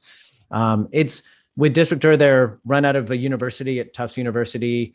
We send them files and sometimes it takes a day or two to get those processed. So we weren't able to do it for, say, all these drafts. But after tomorrow's hearing, if there's one draft that is being considered or two, we can work with them to get that up so the public can look around the edges, maybe even draw their own plan based on those with suggested changes. Chair, before you go. One second, Commissioner Shaw, 1 second. Commissioner Barrett, were you going to respond? Just 2 points. One, Tufts is my alma mater, so go Tufts. Say so. But two, importantly, I think some of the public comment about wanting some interactivity with the draft maps, it sounds like some of what you're describing might both benefit the commissioners by giving us more detail and benefit communities by allowing us to continue to receive their input on what we're creating. Yeah. Thank you, Commissioner Barrett. Now, Commissioner Shaw, I've got 2 others in front of you. Okay. Specific to Commissioner Barrett. No, it's specific to the problems with 8 and 9, the struggle over US. Okay, Commissioner Shaw. Thank you, Commissioner Shaw. Thank you. I had a couple comments. One is that I wanted to make clear that one of my reasons for opposing the prior motion about having only one district that goes over that bridges between the Valley and Los Angeles is that it hamstrings us. For instance, one of the things that the advocates in Sherman Oaks one of the suggestions they had was to extend over onto the area west of Beverly Hills. And I completely understand why we might want to have a Hollywood Studio City area, but another possibility is to extend west over Beverly Hills, thereby keeping the Jewish community together, which is another of the priorities we had discussed. So that's a concern, and I think that we should at least keep some flexibility in mind as we think about how we integrate the districts that are on the edge of both the valley and other parts of the city. Another issue is around Koreatown. I see that and I haven't looked at, I don't have all the maps in my mind right now, but there's one that connects Koreatown with Silver Lake, but it also connects with Eagle Rock. And I've heard many people from Eagle Rock saying that they do not want to be separated from other parts of District 14. And so I'm just wondering, is there any way to include parts of the Greater Wilshire Neighborhood Council? Because if they were in one district, if Koreatown and the Greater Wilshire Neighborhood Council were in one district, that would address the issue of splitting that or the line that divides them. So and finally, I would say I went into this process without necessarily thinking that Koreatown had to be in one district, but because of the overwhelming testimony in so many forms and in such high numbers, I think that is a really important priority.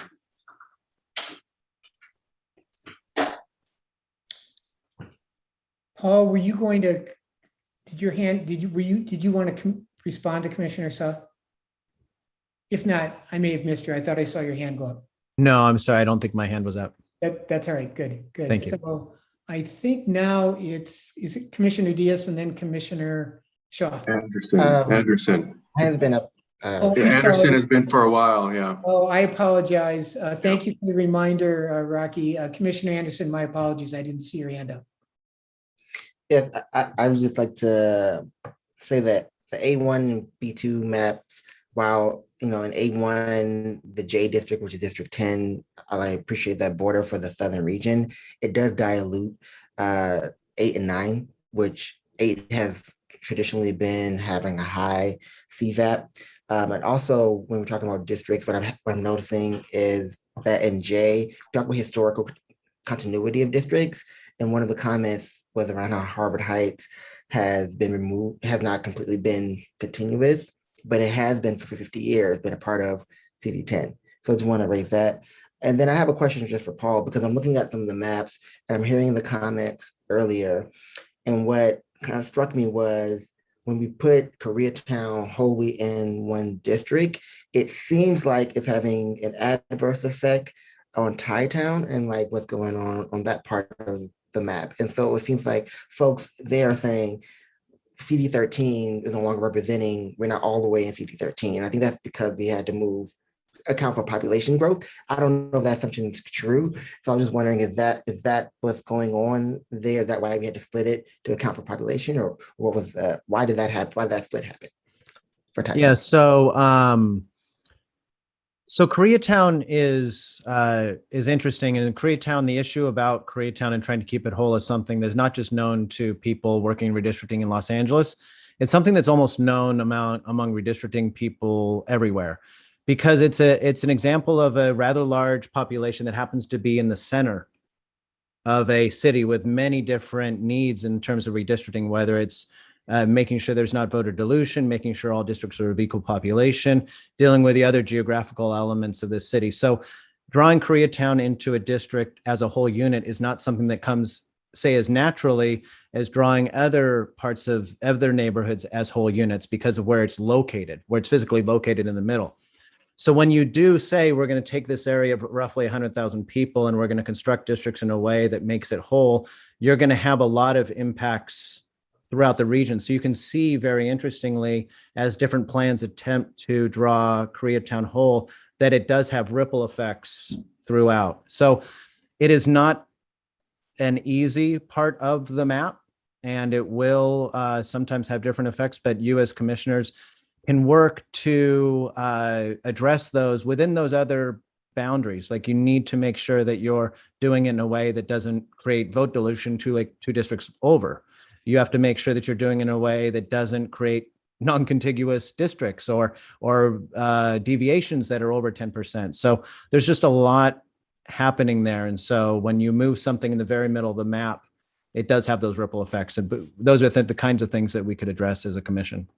So thank you, Paul. And I will just make a comment that I have long thought as we've moved through the process that bringing some resolution to the issue to Koreatown and this commission's desire to see the splits limited, if not Koreatown put in one district, is a significant piece of this map drawing process.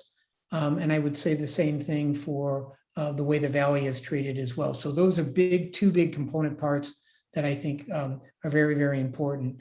And that's not to ignore other pieces that have been brought up repeatedly. With Commissioner Diaz and Commissioner Shaw and Commissioner Polanco, everyone whose hands up, I want to suggest something as a way of maybe moving this forward with your permission. And that is by going region by region. and asking for guidance from the region that might get us to that might provide redistricting partners the information they need to come back to us with some recommended solutions or other configurations. So if Commissioner Shaw, is that okay with you if I start that way? Absolutely. Let's start with one. Okay, so let's start with one. You are their fearless leader, and I'm going to start with you, Valerie. Well, my comment is I agree with Commissioner Diaz regarding the draft plan A1. It doesn't seem to work for our region, as far as I can see. And can you be specific about why that is the case? Well, the CVAP is one thing. It adds Bowen Hills to 10 and takes it out of 8. Those are the two things that jump out at me. Okay. So, but just overall, what I think our alternative one was, to remain the same, and the alternative 2 was to look at Watts and also Koreatown. So I don't see anything that really, or maybe he can show me something that works with that. Okay, so in regard to Watts, do you have a suggestion for guidance for redistricting partners on how to deal with that? Some of the maps that have been presented have suggested taking I believe it's the northwest piece and putting it in District 8, for example. Right. Thoughts from either yourself or anyone else within the region? It looks like all the remaining alternatives, it's all into 8. And I think that I thought they wanted to go to 9. That's a big deal. So those are my thoughts. I don't know, Pastor. Okay, does Nam have a comment? Pastor Anderson, do you have a comment? My only comment would be, I'm concerned about the CVAP in 8 and 9 in these maps that we have before us. And the question around Watts, right? Watts had wanted, they said 9 or 8, but I haven't seen any maps that really kind of get us there. We've heard lots of testimony from folks in Watts saying they want to be all in one district. They don't want to be split, right? And so I don't see that being reflected here. And I know there may not be a possibility, but that's where I'm at. And I've already made my comments around Koreatown, which is a part of our region as well. So I just want to make sure that's noted. Miguel, no? Yeah. Is there a map, Commissioner Anderson? I'm going to stay with you. Hate to put people on the spot, but I want to move to getting some real guidance here. Is there a map that's been presented today that works better for you than others as a starting point? Or maybe a component part of a map that works better? Yeah, I'm looking at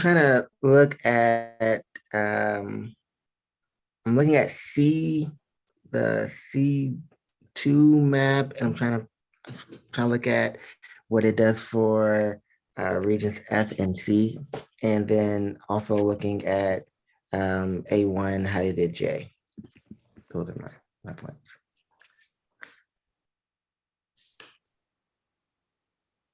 Okay. Commissioner. Again, I would like to, in plans B2, C2, and D, all the Watts is all in CD8. So I'd like to see something with Watts in CD9, just to see it. And the other thing I want to talk about is that people called in from CD8 wanting to recover USC and Expedition Park, and then people called in today saying they didn't want to release or relinquish those 2 economic engines. So it might be interesting to see what both those alternatives look like also, including USC and Expo, and then excluding them. So I don't want to put words in the mouth of Region 1, but what I'm hearing is an interest in seeing a map or a configuration that would place Watts in CD9, because the current maps have it all going to 8. That's one thing I've heard. And the second thing I've heard is I think that the region feeling comfortable with Koreatown going to the remaining in the south. Did I hear that correctly? Pastor Anderson? Yeah, but I think a part of it, because I'm just noticing the domino effect, how it's shifting the map, and I'm thinking about how it's shifting the map over Thai Town and other places. So I'll say part of it, so that's that configuration where if 6th Street becomes it, so I would say 2 splits instead of 4, seems more realistic at this point. Okay. And then I'd like to see another configuration with just what Pastor Anderson identified, half of Koreatown in the south, and then everything else remains the same.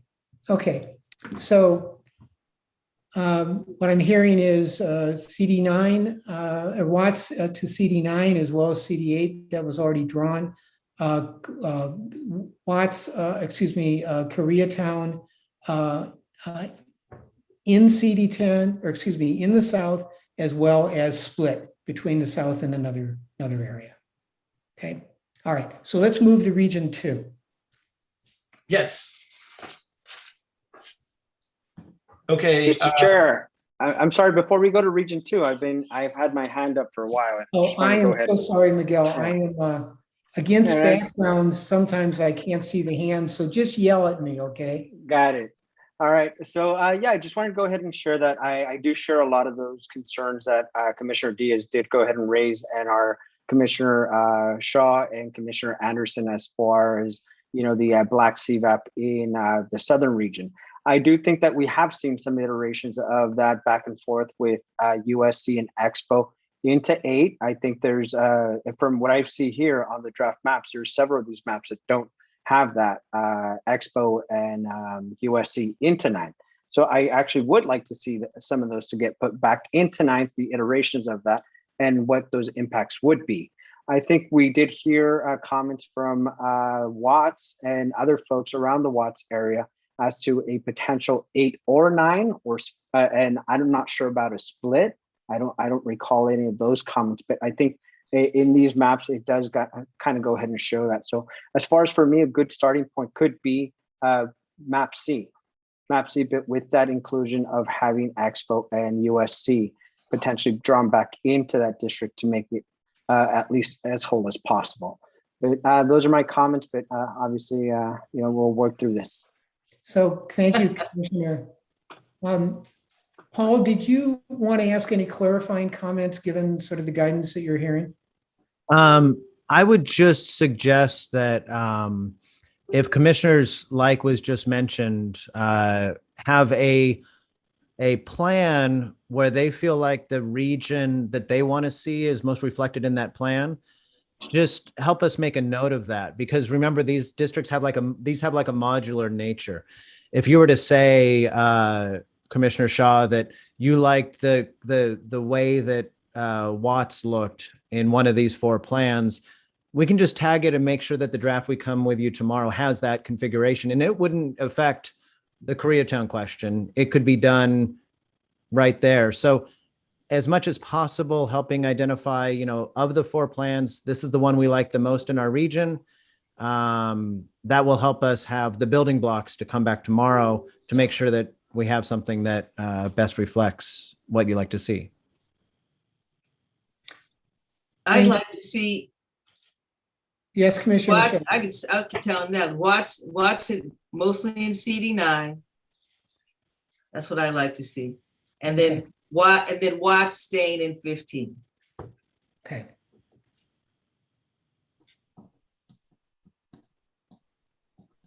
Okay. So Commissioner Polanco, let's go to 2. Yes. I'm looking at B2, District N.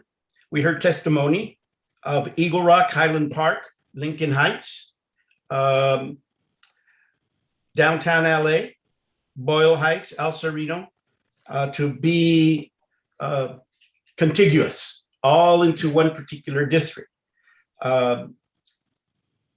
The current map does not include the Highland Park, nor does it include the entirety of Lincoln Heights. Now, if those communities are to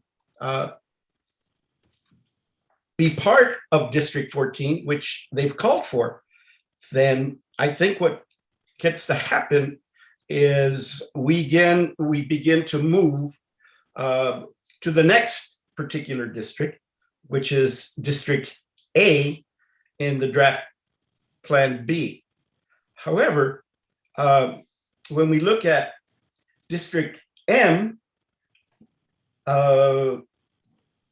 in lieu of moving westerly, it moved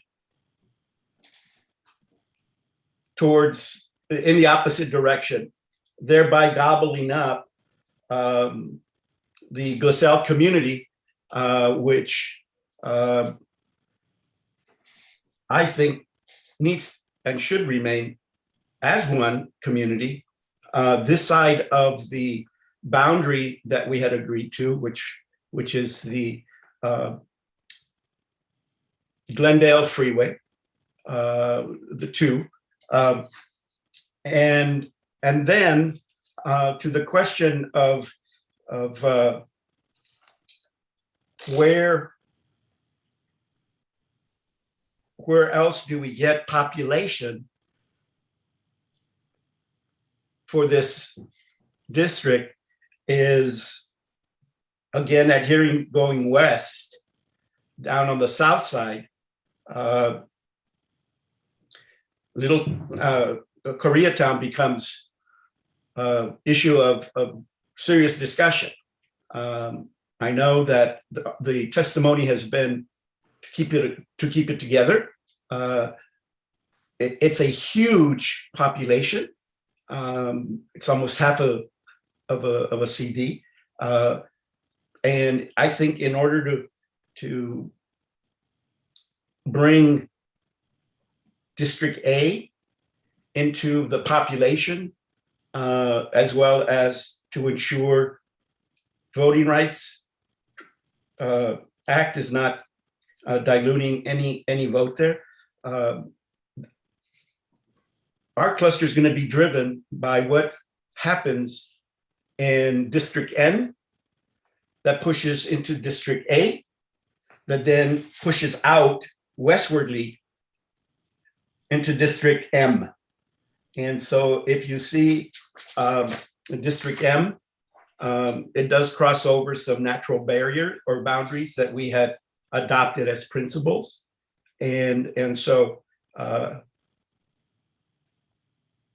would ask that we look at how District A ends up with more population if we're going to move Lincoln Heights out of District A, as testimony has asked for, and move Highland Park out of District A, as testimony has asked for. So it's a domino effect. It needs to move westerly, and then maybe to some degree north down in the southern part. Commissioner Polanco, I hate to put you on the spot with this question, but in suggesting, the Koreatown is to get population has to be part of this consideration. How do you feel about a split between Koreatown? I heard the testimony. I think if we're going to be data driven and we're going to adhere to the requirements, I would say if it's to be split, it should be only once and not be in 4 districts as it currently is. So maybe a split between the Southern District and the Eastern District. I think that'll get us moving towards some real remedy and ability to begin to bring some closure to the other regions. Okay. Commissioner Diaz, I think, did you want to comment or Yeah, so Commissioner Brennis, and I'll go to you as well.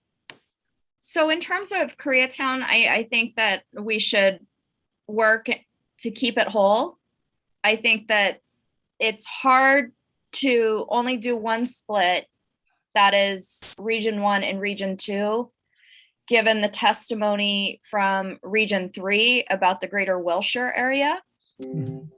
So, you know, I think we're going to have to figure out those splits, and I lean towards keeping it whole. Okay. But if we're talking about, you know, CD10 and CD13 of Koreatown, that doesn't get to the other issue of the greater Wilshire neighborhood. And so that brings up the domino that is the West region. Ultimately, I agree with Senator Polanco. The testimony was very robust. There's a need to preserve neighborhoods, especially those that have been fractured. We also have population configurations that require attention to the growth in downtown, the undercount of Latino communities in Northeast barrios, and the need to pick up population because of a lack of that in our region as a whole.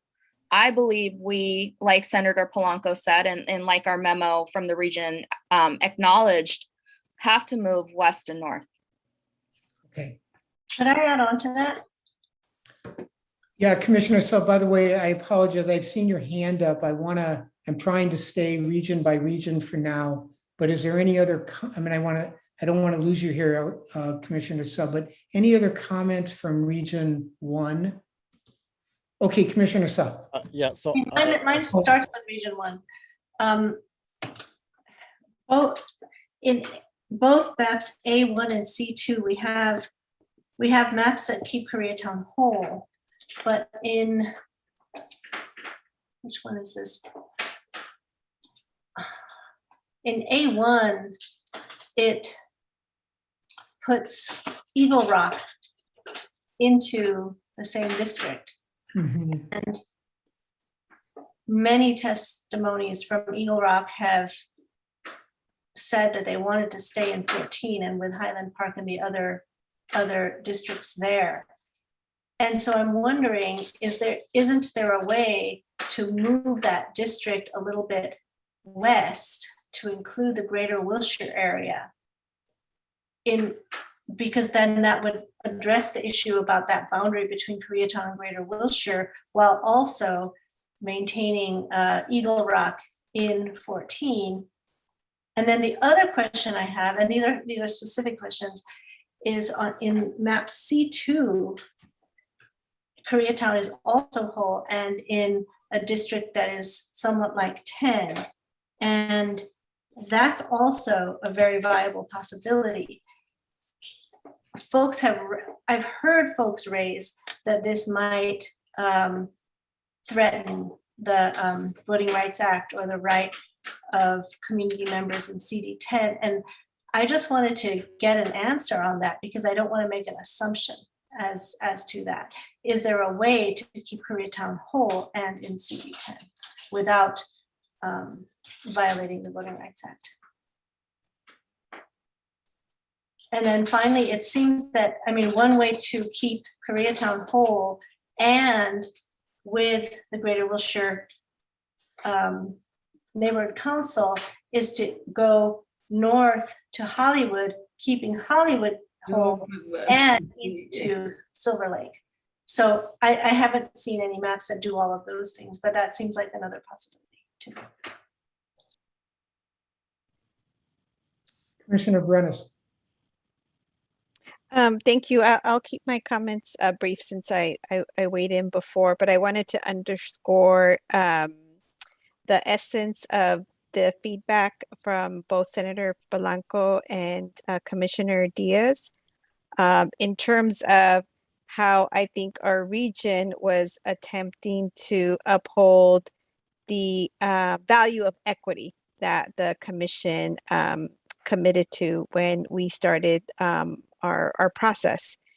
And so, you know, when we look at issues of uniting Koreatown and strengthening the cultural and historic connections of East Side neighborhoods, I think those were two very strong points that we tried to uplift in our memo. And again, I think we're getting there, but I think we can get closer with some reconfigurations, especially whether it's Koreatown or some of the East Side neighborhoods. And what I appreciated about our region is that we were very conscious of ER, whether it was Latino or African American. So I think that's something that I know for our region was an important principle that you know, we want to continue to uplift as we move forward in the process.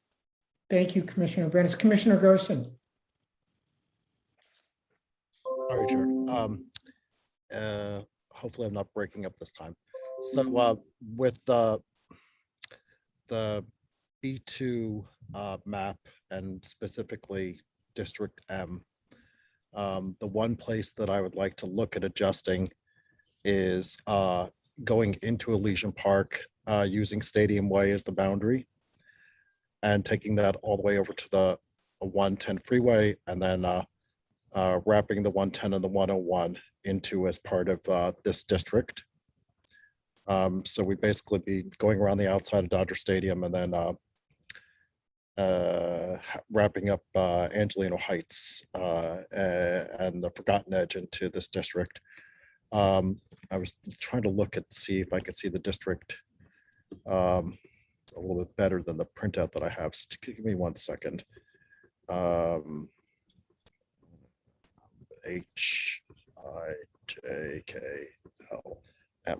Sorry. And then the southern portion of the district should probably be, you got the Hollywood Freeway here. I don't know what the southern board, what it is right here, but Beverly Boulevard is probably right for the south. And then going further to the west into Hollywood as needed to pick up population. And it's pretty much following along the footprint of the existing district. Thank you, Commissioner Gersten. Commissioner Moreno, and then Commissioner Polanco, I'll come back to you. Commissioner Moreno. Yeah, thank you, Chair. I also was part of the Region 2 subcommittee. I just want to commend Paul for his efforts. And I really like configuration number 1, B2. And as between, I think it would be N and I think it'd be A, 1 and 14. I think something can be worked out there so that there's, you know, an equitable distribution of the population. I'm more concerned along the lines with Andrew or Commissioner Garston on kind of preserving the integrity of what is now 13, or I believe it's M in the region map proposed by Paul, and keeping going north and preserving the river communities. I think logically belong to M and going up on the Glendale freeway.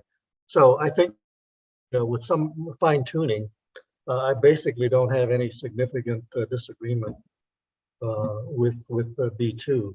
As to Koreatown, my initial impression, I think the composite, the first composite projection by Paul was fine. I hesitate to draw a line at 6th Street, although that is a division, but I would prefer to see Korea maintained whole without that division along 6th Street.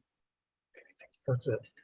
And Commissioner Moreno, just so I understand, Koreatown maintained whole in which region? Or are you agnostic? I'm agnostic as long as it's whole. Okay. I mean, yeah. Okay.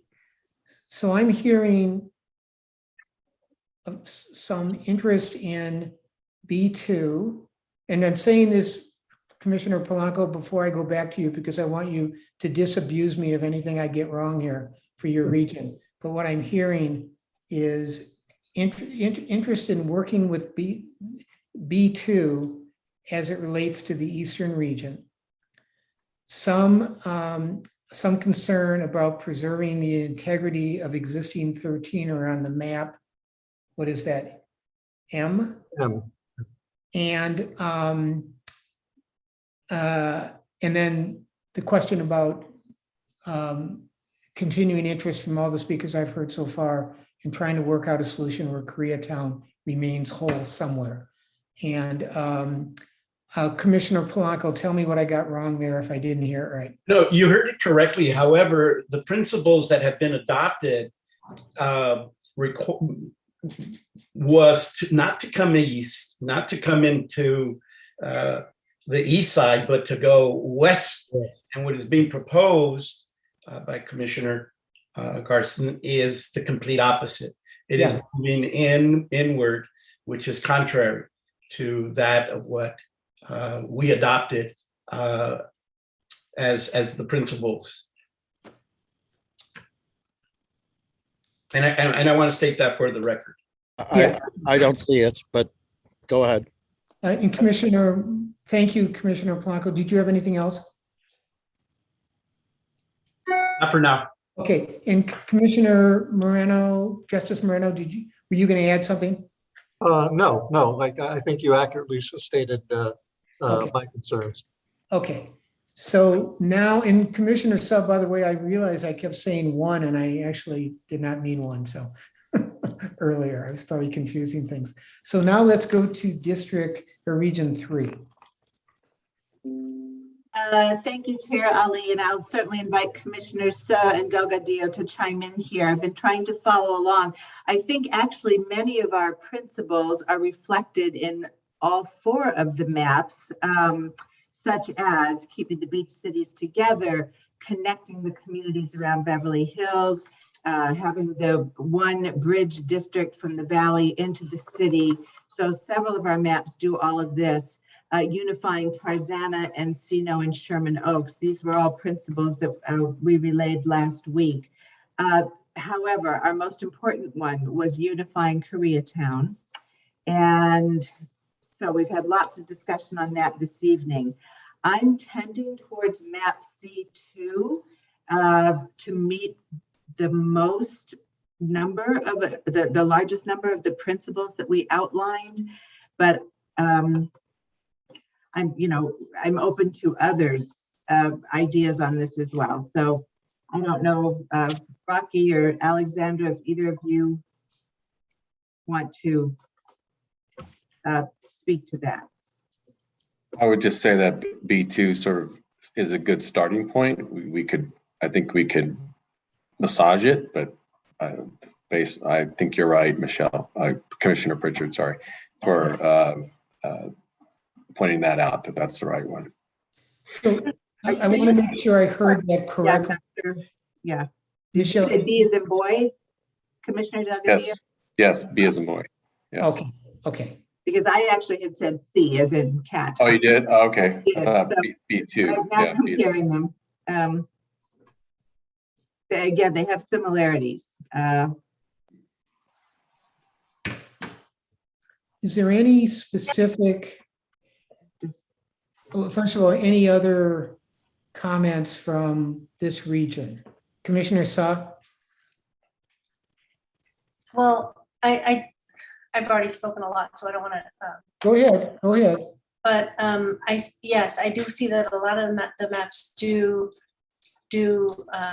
instantiate the principles we discussed in Region 3, especially with regard to having Sherman Oaks in a district with other communities adjacent to it. I think that D. No, I don't know. I'm just going to revert to my earlier comments, but Okay. yeah, I think I'll stop. Good, thank you. Thank you, Paul. Did you want to ask for any clarifying questions from what you just heard? No, I think that we have two people. We have Sophia Garcia and at least one or two other staff people working to take notes and working with what I'm trying to write down so that we can hopefully come back to the commissioners tomorrow with some things that we might be able to solve and potentially some modified versions of these maps. Some of these obviously are tough issues. Sometimes when I'm hearing a commissioner talk about moving an area, in the back of my mind, I'm thinking about what that impact that might have to other priorities of the commission, particularly making sure that we're not diluting the voting power of any communities. So I hope that commissioners will be understanding when we come back tomorrow and have some modifications, and maybe not. It's hard to make the perfect map, as you can understand. There's always going to be trade-offs. I think I've learned that lesson. Before I move to Region 4 of the Valley, Commissioner Blanco, is your hand up or is that? Okay. No, it's not up. All right. So thank you. So Commissioner Katz, are you ready to go? Yep, still here. Just a couple thoughts and comments in response to a couple things I've heard tonight. One is I wanted to point out that I don't think it does the Jewish community any service to try and cram it all in one district, particularly one that would go from the valley to the west side and God knows where else. I think that there is enough communities of interest on both sides of the hill to create that significant communities exist and ought to be recognized. And I think some of the maps do that already. So that was one point. And again, we made the case for why we think Mulholland's important. And I think a number of the commissioners, and I appreciate what people had to say on both sides of that argument. In looking at the maps and where we go from here, frankly, and I'm going to ask the rest of the folks from the region to also make a comment. But the one thing I'd throw out, Mr. Chair, I know a number of people have said that they thought that there were some elements of map B that make sense to folks. I think there are elements of map C that make a lot of sense. And frankly, I'd love to see what redistricting partners may come up with and recommend if we asked them to see what they could do between combining B and C. And are you specifically talking about B2 and C2? Yes. Okay. And with that, I before concluding, I'll just ask the other folks from the Valley region if they have some comments. Good. Because we're a very shy group in the Valley. I understand. Right, Richard? Wendy, do you want to chime in? I think I see your hand. Yes. Richard, yeah. Yeah, I hate to, jump right on and agree with what Richard Katz had to say, but I have to say, I actually do. No, thank you. I think that I like B2 and I like C. I like C because of the concentration of the demographics of the voters' interests in the Valley and the way that structures it. And I like B2 because it's kind of, it's at a, the communities of interest historically are preserved in that map. So if I could see a merge of those two as well. The only thing I would say is that in B2, North Hills is in map district F, which is like CD7, I guess. And that is not normally part of that area. But that's a good point. Yeah, that's a good point. Thank you. Great job, Paul Mitchell and Redistricting Partners. You guys are amazing. It's a Mitchell trait. Yes, it is. The one thing, if I could, Fred, just to add on to what Wendy Mitchell had just said, as opposed to Paul Mitchell was just saying, the one point that Wendy though brought out is consistent with what Sonia was saying earlier. I think in the C map, it presents some opportunities based on the demographics that we have not had before in the Valley, and I think that's worth taking a hard look at. So that's why that's one of the reasons I put the C map in there, but it addressed the point that Sonia was making earlier. Good, thank you. So what I'm hearing is general agreement on some look at B2 and C2 from Commissioner Mitchell and Commissioner Katz. Anyone I was else? gonna ask Dennis and Alyssa, if you know, Yes. are not shy or retiring people in either case. So I want to make sure. I'll defer first to my esteemed colleagues. Wow, this is really a together group. I really appreciate it. So Commissioner Kanya. I've Hey, been Valley called many strong. things. Valley strong. Many Yeah. things, but not esteemed. Thank you, Commissioner Barrett. I want to start by saying, first of all, I do want to thank Paul and Redistricting Partners. I thought that was an excellent presentation, very clear, very helpful. I had a number of questions and I was reticent to raise my hand and you answered them all. So I really do appreciate you walking us through that. And thank you for all the work that you've done. I do want to say I do like B2. I am leaning towards B2. My one caveat, my concern about B2 is the concept of keeping Koreatown whole. So if there's a way, it sounds like many of us, not all of us, I am very worried about Vice Chair Diaz's comments. I do want to restudy that and make sure that we are addressing that fairly on B2 and her similar comments on A1. But I am feeling that as the number one. I would like to see, though, Koreatown made more whole. I'm also reflecting back on commentary made by some members of the community about trying to take Koreatown and Thai Town together. And I don't know if that's something that can be established. I saw a little bit of that, but I don't know if that could be expanded. I know it's very difficult work and you've got a very busy 24 hours.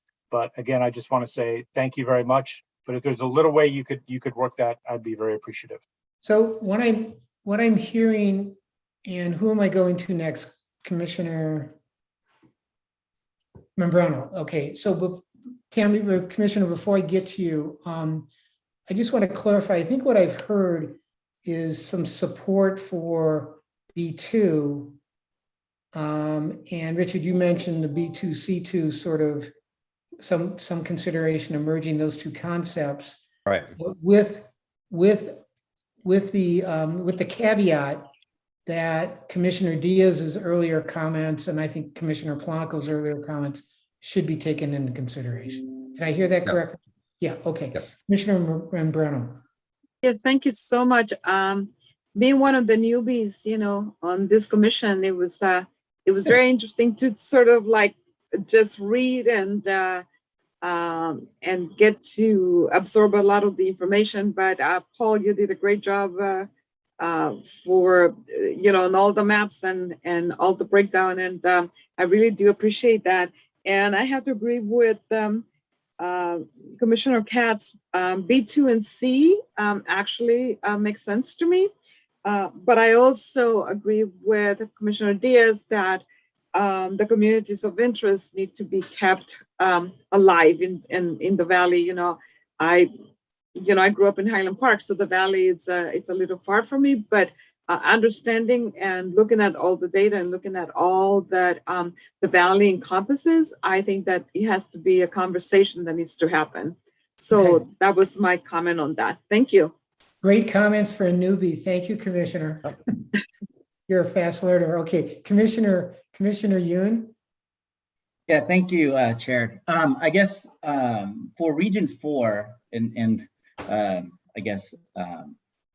I guess one of the things that we set out to do, right, was to kind of take that public input and look at the data. And so as I think Commissioner Katz and all my other fellows in this, commissioners in this region, we said one exit, right, and put Sherman Oaks together. But we also said the neighborhood councils, right? Yep. So I think that, I know I was kind of like, I've made this comment before, but I know it didn't get translated. So I just kind of want to say it because I didn't think it was going to impact it so much, is that, my comments before, I still hold true about, I think that North Hills West should stay on the 405 border, right? And keep in CD12. And then the breakup of the neighborhood councils that I mentioned, which was the Granada Hills South, the Northridge East, Northridge South, I think that could be offset. I think if you put that back into CD12 and not split up Woods and Hills, I think you would still get the same result, right, of your numbers. So if you take that into consideration, I think you would see that it balances out and not break up those neighborhood councils. Thank you, Commissioner, and I am sure that redistricting partners will keep that in consideration. So Commissioner Barrett, I realized I skipped over you and went to No, Commissioner Noon, so. I asked to go after my colleagues. Okay. As usual with the Valley Region 4, I really respect my colleagues, and I think there's a great deal of wisdom in what each of them have had to add. I think the place that I'm sitting with right now, and I agree that there are elements of B1, B2, and C1. Is that what it is? The C map is intriguing because it gets at a little bit of this idea of a media and entertainment district that we're sitting with. And I abstained on the amendment about adding flexibility about a second route out of the valley, because I think we heard very strong public testimony and the data indicates that of 5 3/4 districts in terms of the numerics. I am also sympathetic to the need for some flexibility. And that we have so much that we're juggling, as we've said, around the ripple effects of trying to unify Koreatown, that I think there's so much balancing that we're going to have to do. So that's what I'm sitting with. Thank you. Thank you, Commissioner. So we've gone. I just say thank you, Mr. Chair. I appreciate it. I think that pretty well sums up the view from the Valley. Yep. And appreciate the consideration. Also appreciate the work of redistricting partners. Come a long way. Still have a ways to go. Thank you. Paul Mitchell, you're getting lots of love tonight. It's not what I'm supposed to get on the night the maps get released. They're just hoping he stays up all night for the rest of it. That's all. You just want me to come back tomorrow. Thank you very much. So before I try to sum up where we're at, unless you all want to keep reading for another 2 hours. Mr. Chair, please, I beg your pardon and the commissioners, I'm kind of like the bumbling commissioner, but I want to just make sure that I've given Paul the accurate information. I want to acknowledge Senator Polanco that I don't think that we should have all of Glassell Park, just the portion that's east of the 2 freeway, as we've discussed before, extending all the way up to the intersection near the 134. And that we have a shared boundary with Legion Park and Dodger Stadium, and that we also preserve historic Hollywood as part of the Council District 13. I think I've said everything that I need to say. I've wrapped everything up. Following more or less the footprint that the district is in right now, I do think that we should expand into Angelino Heights and the Forgotten Edge. I do think that we need to expand our region, Richard, forward to the west and to the north, but I'm not sure how much 13 needs to go to the north. I'm not sure whether 1 needs to go to the west. I'm not sure how this is going to work, but this is what I think we should be doing. So thank you, commissioners, for indulging me. Thank you, Commissioner. And Commissioner Barrett, your hand's still up? Okay. So before I ask Paul if he has any questions that he wants to ask the group or clarifying comments, Frank Cardenas, you've been thinking about this process. You've been through it before. Any thoughts that you want to provide? And I really appreciate, I want the commissioners to know that Frank has been putting in an incredible amount of time combing through the publicly submitted maps, the information that's been provided by redistricting partners. It led to some maps of his own based on all of that information. So Frank, I want to give you an opportunity to comment as well. Mr. Chair, thanks very much. Commissioners, your entire staff has been working incredibly, including our retained experts, Paul and his staff. Thanks, Chair, for the opportunity. Yeah, I have been thinking about this for quite some time, about about 20 years. Actually, let me just suggest first that I think everybody can see now why we are so gratified to have the nation's expert in this space, Paul Mitchell, and his staff working for this commission. And I think everybody who's paying attention to this can see how lucky the people are to have commissioners as thoughtful and as hardworking and as demonstrably, obviously attentive and committed to the voluminous public testimony that they've heard over the last several months. It shows. A couple of things that jump out at me, no surprise, are in connection with the four maps, A1, B2, C2, D1, and particularly the discussion tonight are, no surprise, the Valley and Koreatown. And the center of gravity seems to be gravitating toward B2 and C2.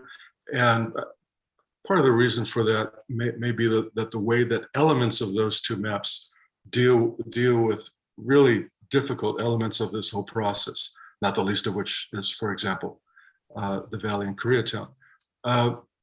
In each case, to get to comments that were made by Commissioner Sa and Diaz in particular with respect to C2 and how it may work for some aspects of a citywide map.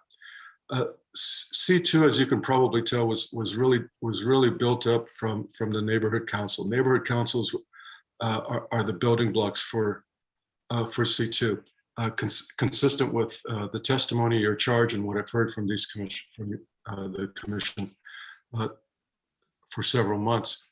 In fact, as an example, the 16 neighborhood councils which lie west of the 405 in the Valley in C2, not a single one of them is split. None.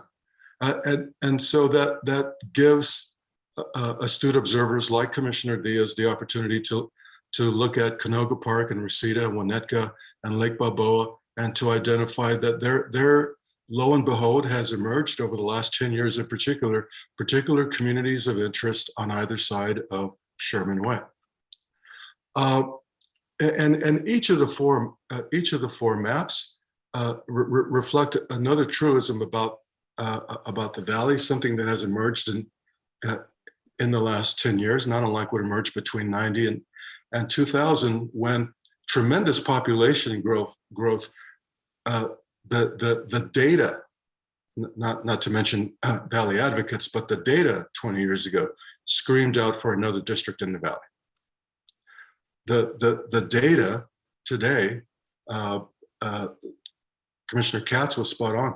The Valley's portion of the entire city population, when you look at the four large neighborhood councils whose southern boundary happens to be Mulholland Drive, Tarzana, Encino, Sherman Oaks, and Studio City, everything north of that, that's just over 1.477 million people. That comes out to 37.8%. So Richard Katz is spot on in that regard. So to have 5.7 districts in the Valley, the data suggests makes all the sense in the world, and that's why I think it was easy for Paul and his team and also myself to arrive at what you see with a slightly different approach in what a bridge district that straddles the 101 looks like.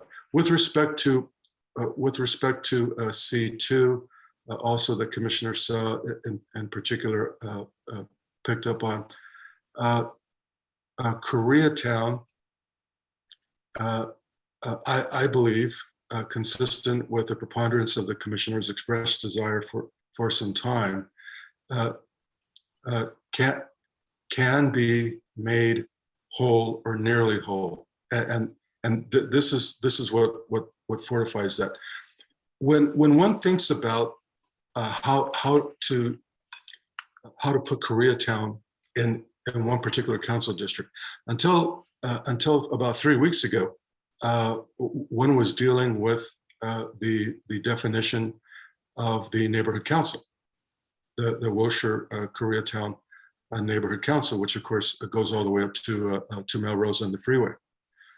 That is a humongous piece of territory with over 100,000 people. However, commissioners, what you've received over the last 3 weeks or so from the Koreatown Redistricting Task Force is a different imagination of Koreatown that goes up to Beverly.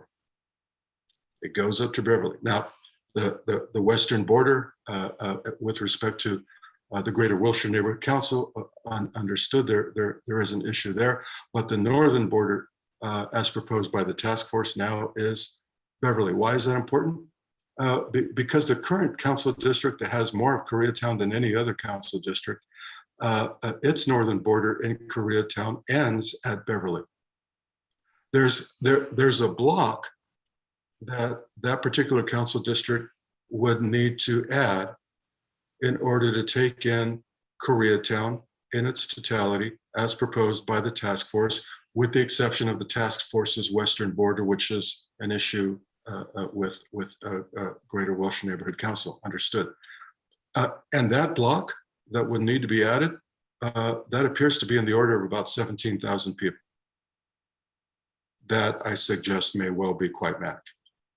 And so, Chair, thanks for the opportunity. I see tremendous hope to accomplish something across the board here, which is quite remarkable.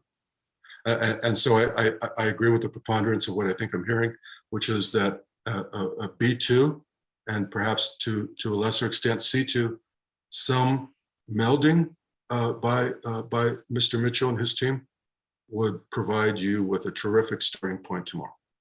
Thank you.